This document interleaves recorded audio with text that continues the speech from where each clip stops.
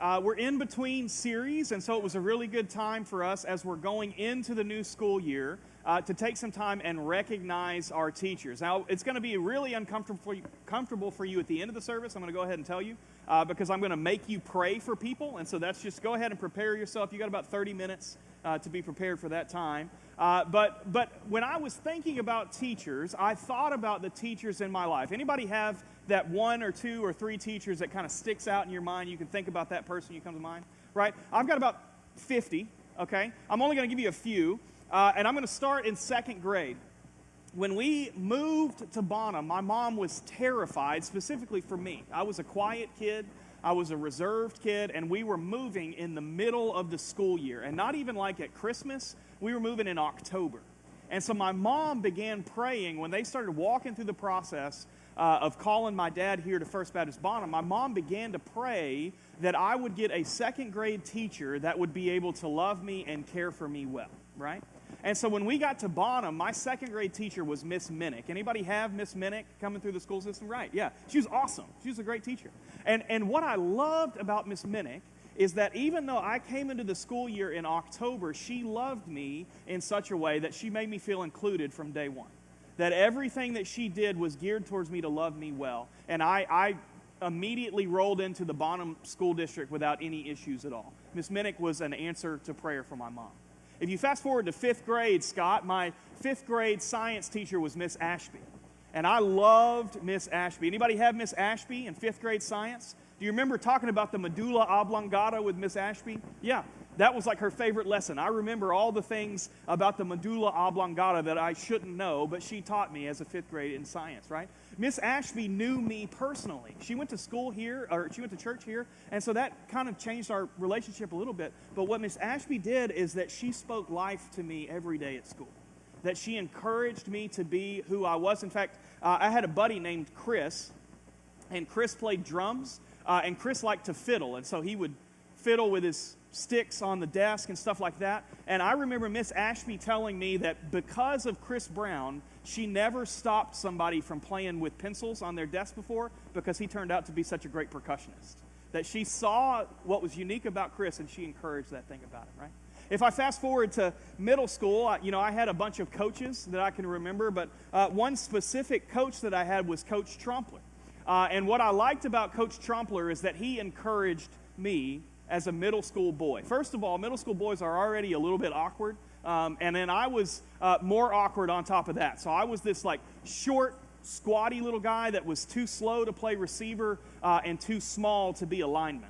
And so for some reason, Coach Trompler put me the only where I could fit on the field as the offensive line center.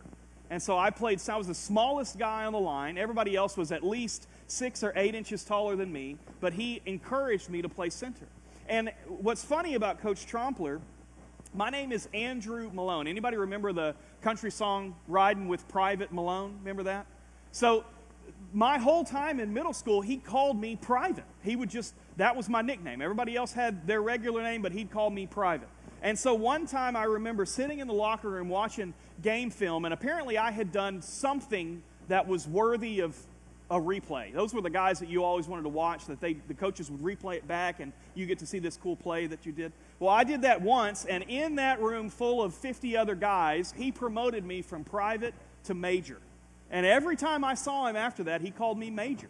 That he encouraged me in that, right? I can remember getting into high school, right? And as I got into high school, I had several different teachers that really impacted me. But I was really involved in the band. And so I had a band director named Mr. Bradley. Dave Bradley's a pastor over in White right now. But Mr. Bradley spent one-on-one time with me, encouraging me to be a better musician than I was. I was a kid that would just ride on talent. I didn't do anything. And Mr. Bradley goaded me when I needed to be goaded, and ultimately was able to get me to make the state band on a couple of different occasions, right? Mr. Bradley saw what was in me and brought it out, right? And I promised Mr. Gatlin I would end with him.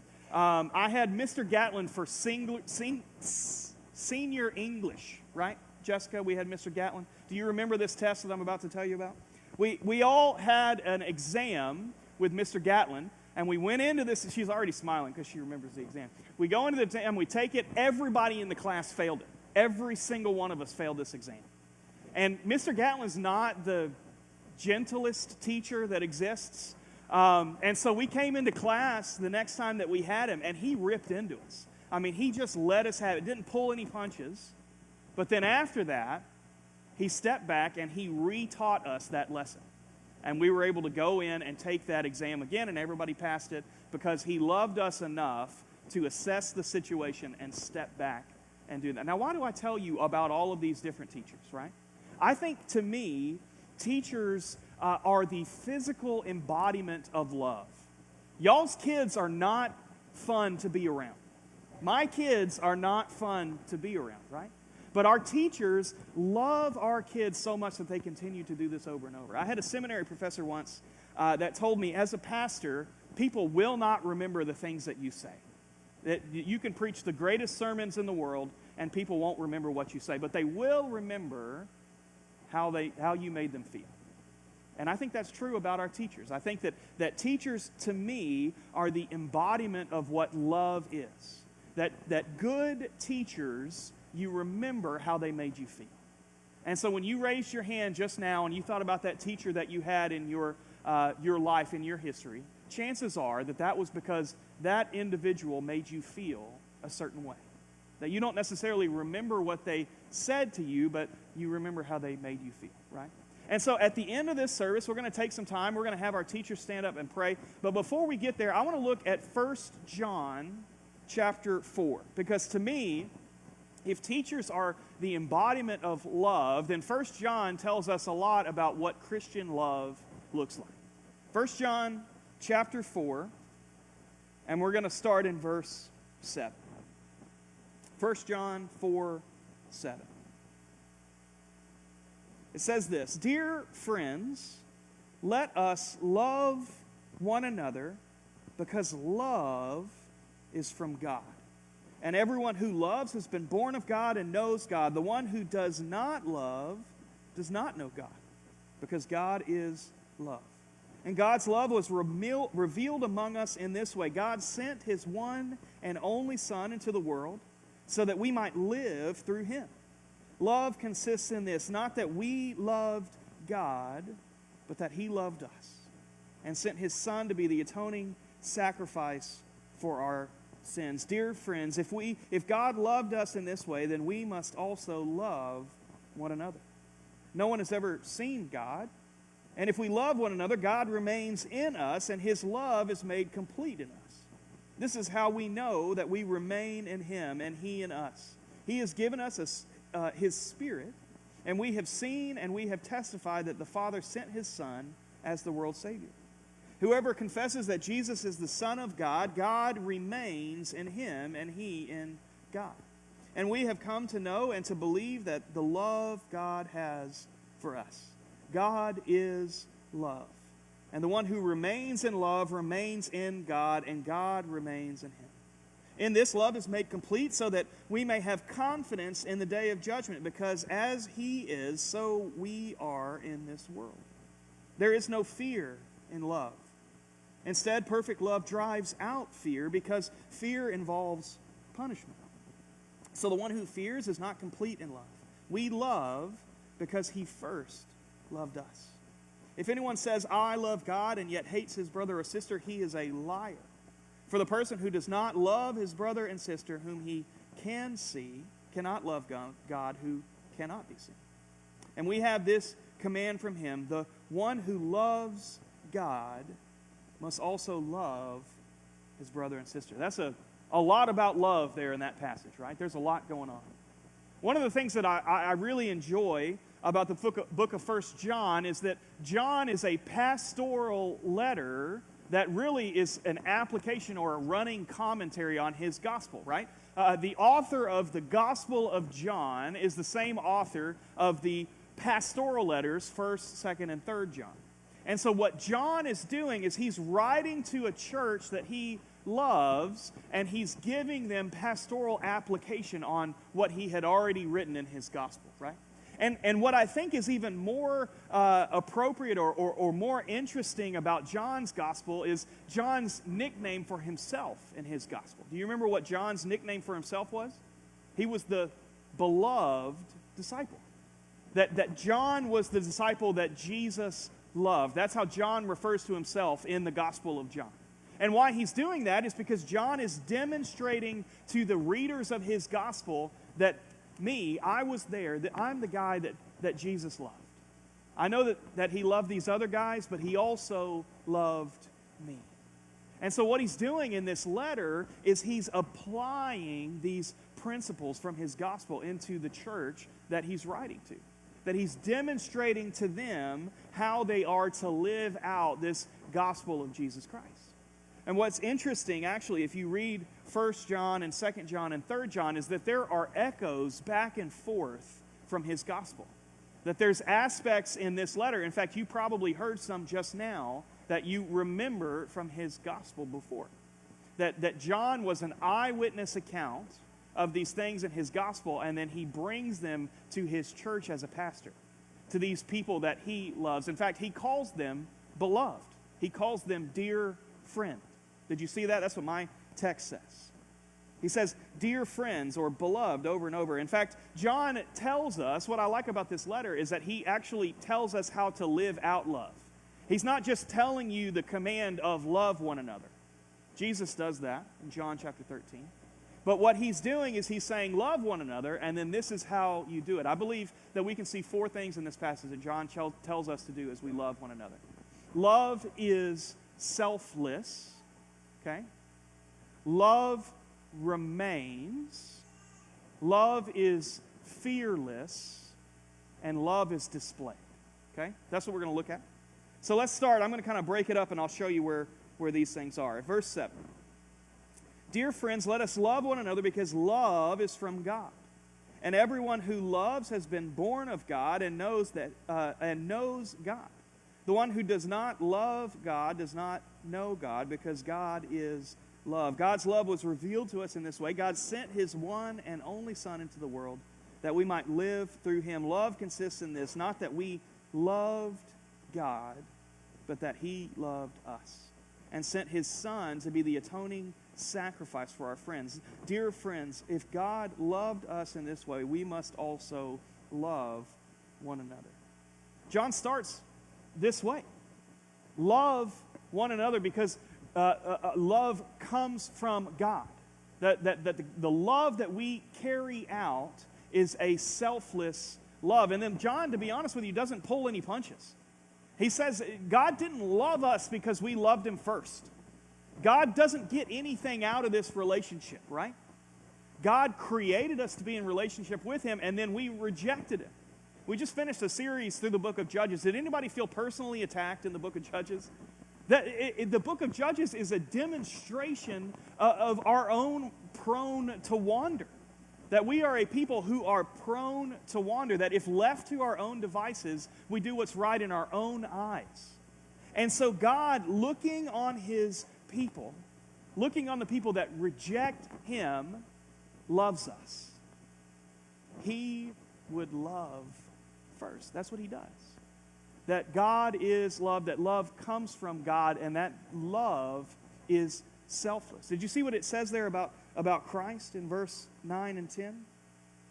God's love was revealed among us in this way. God sent his one and only Son into the world so that we might live through him.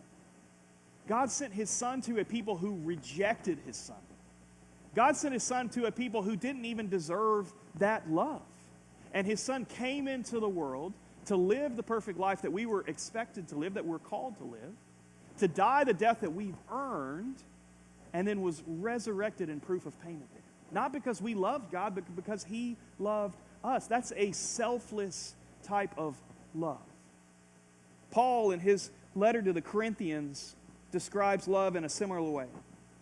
He says this: love is patient, love is kind, love does not envy, it's not boastful, it's not arrogant, it's not rude, it's not self-seeking. It's not irritable, it does not keep a record of wrongs. Love finds no joy in unrighteousness, but rejoices in the truth. It bears all things, believes all things, hopes all things, endures all things. Love never ends. Love from God is a selfless type of love. I think we live in a world where that word love gets thrown around a lot, right? That we fall into love with people and we can fall out of love with people. That I get into love with someone and then I get out of love with someone because they're no longer fulfilling those needs, right? That type of love is a selfish love. It's a distorted love. It's a love that's dependent on my feelings, my circumstances, my situation. And when those things change, then all of a sudden I can step out of that love. That's not the love that comes from God. God says that God is love, that we're commanded to love one another, and that love is a selfless love. Love is selfless. But love is also revealed, it remains in God. Look at verse 12. No one has ever seen God. If we love one another, God remains in us, and his love is made complete in us. This is how we know that we remain in him and he in us. He has given us his Spirit. And if we've seen and we testify that the Father has sent his Son as the world's Savior, whoever confesses that Jesus is the Son of God, God remains in him, and he in God. And we have come to know and to believe the love that God has for us. God is love, and the one who remains in love remains in God. God remains in him. When you're studying the Bible, one of the things that you need to do, if you're trying to figure out what a passage is talking about, this is a little behind-the-scenes action for you. If you're trying to figure out what a passage is talking about, you look for emphatic words, commands, do this, don't do that, do this, don't do that. Or you look for repeated words. Anybody hear a repeated word in that passage? Those 4 verses? Remain, remain, remain, remain, right? Now this is one of those passages that you probably hear echoed in another passage of Scripture, right? That John is drawing actually directly from John chapter 15 in his gospel. On the night that Jesus was betrayed, on the night that he was captured, on the night that he was headed to the cross, Jesus has one last opportunity to speak to his disciples. And in that, you think you're going to deliver like these last final parting words. I'm about to die. I'm going to give you all the instructions for what you're going to do next, right? This is what Jesus says to John and the disciples. He says, I am the vine and my Father is the gardener. Every branch in me that does not produce fruit, he removes and he prunes. And every branch that produces fruit, so it will produce more fruit. Remain in me and I in you, just as a branch is unable to produce fruit by itself unless it remains on the vine.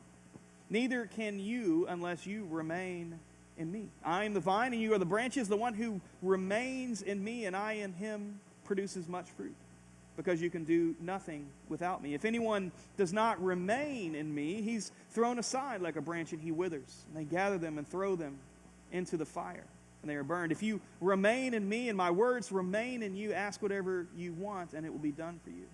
My Father is glorified by this, that you produce much fruit and prove to be my disciples. And as the Father has loved me, I have also loved you. Remain in my love. If you keep my commands, you will remain in my love, just as I have kept my Father's commands and remain in his love. I have told you these things so that my joy may be in you and your joy may be complete. This is my command.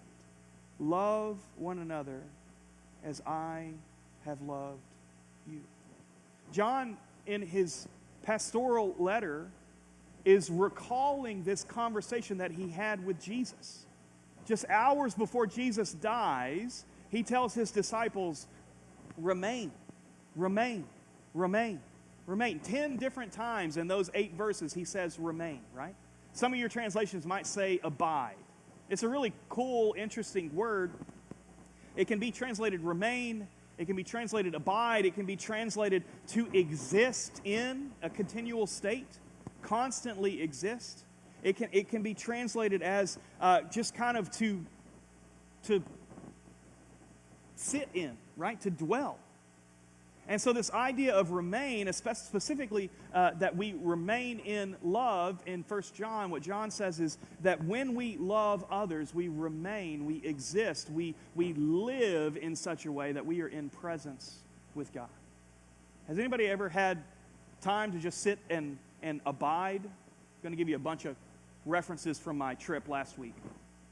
One morning we woke up and we took a hike up a mountain. So it was about a 3-mile hike up, about 1,000 feet. But when we got to the very top, there was like a 3-tiered waterfall. And so a bunch of other guys were jumping in the water and swimming, and I didn't want to have to walk with wet clothes, so I didn't do that because I thought they were dumb. And so I kept hiking up, right? And so I got to the top of this waterfall, and I sat down, and as I was sitting there, I just kind of disappeared, right? I had three goals for this week. One of my goals was to read an entire book. One of those goals was to rest, but another goal was to remove myself from like all of the technology that I am really, really addicted to, right? And so this waterfall situation, it removed me from the technology. I literally could not use my phone. It didn't work. It was like a brick. I mean, it just didn't work. And so as I'm sitting there by this waterfall, I'm watching the power of this water and the rushing water, and I just kind of existed in that moment. I was remaining there. I was abiding there. I was living in the existence of that moment while I was in it, right? That's what, when we love one another, that's what John is saying. That when we love one another, we remain in God. We exist in God. That God is made evident through us. When we love one another, love comes from God. And when we love one another, we remain in that love. That God remains in us. Love is selfless. Love remains. But love is fearless. Verse 17. In this love is made complete with us, so that we may have confidence in the day of judgment, because as He is, so also are we in this world. There is no fear in love. Instead, perfect love drives out fear, because fear involves punishment, and so the one who fears is not complete in love. Love is fearless. You know, one of the things that I've been really convicted of over the last month?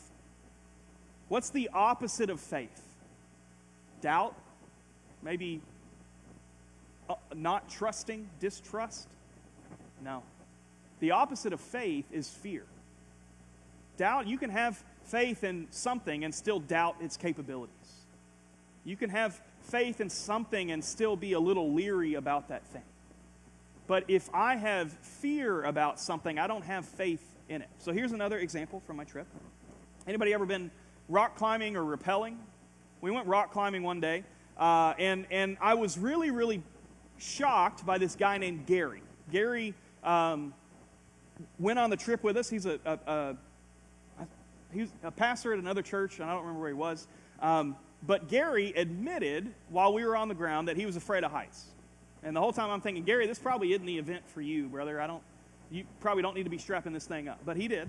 And so he gets in the harness, and the first thing that we did that day is we climbed up, I'm calling it a granite countertop, because that's effectively what it was. I mean, it was just nowhere to hide. You had to kind of wedge your foot into the wall to even get any sort of grip.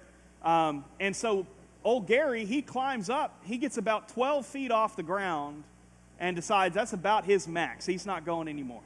And so he looks up, and he's afraid. He's already admitted he's scared of heights. And so Gary hollers down, and Gary comes down off the cliff, right? It's my turn, and so I climb up, and then I climb down, and, we go on and on for a bit. Well, then the next opportunity that day was we were going to go rappelling.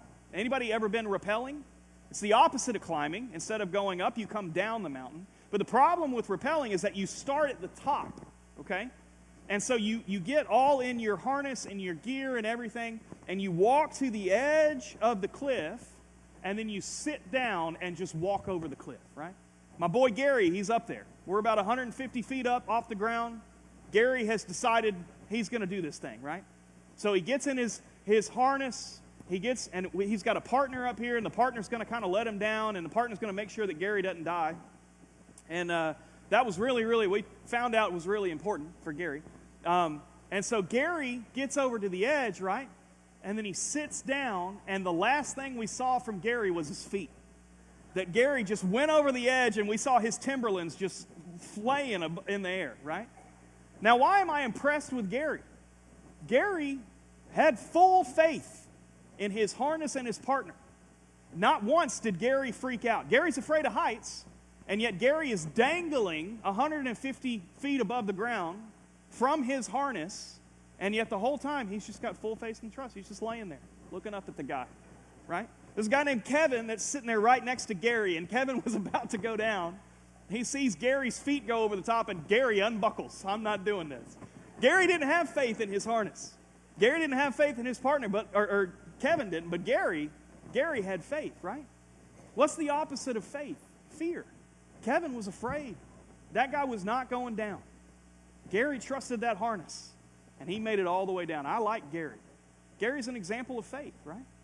That's the same thing that John's saying about love, that love is fearless, that perfect love drives out fear. And then did you see how he expanded on that idea? Fear belays a fear of punishment. And yet love comes from God. We can love others because we have no fear. I think one of the things we think about when we love other people is, oh, well, I don't want them to take advantage of me. I'm going to love someone, but I'm only going to love them to the extent that when they start taking advantage of me, I'm afraid of that. That's not perfect love. What God is calling us to is a love that's not dependent on anyone else. It's fearless. I'm not afraid of what's going to happen if I open myself up to this individual. I'm not afraid of what's going to happen if I love them because God has already loved me perfectly. That perfect love casts out, it drives out fear, right? And so love is selfless. Love remains. Love is fearless. And love is displayed. Look at verse 19. We love because he first loved us. If anyone says, I love God, and yet hates his brother or sister, he is a liar. For the person who does not love his brother or sister whom he cannot, or who he has seen, cannot love God whom he has not seen. And we have this command from him, the one who loves God must love his brother and sister. John's quoting from his gospel there in John chapter 13, verse 34. As Jesus is sitting down with his disciples at the Last Supper, that he's again eating with them, he's fellowshipping with them for the last time, and he says this, a new command I give you. Love one another just as I have loved you. So you are also to love one another. By this, everyone will know that you are my disciples if you love one another.